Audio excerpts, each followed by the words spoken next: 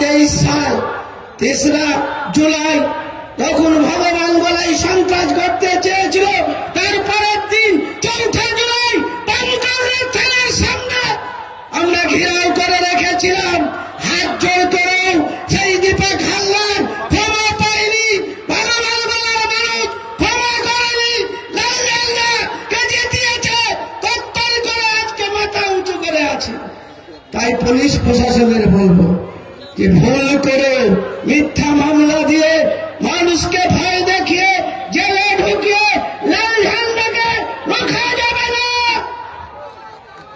এটাই হচ্ছে আমাদের ভগবান জেলা মুর্শিদাবাদ জেলা সেই শপথ গ্রহণ করতে।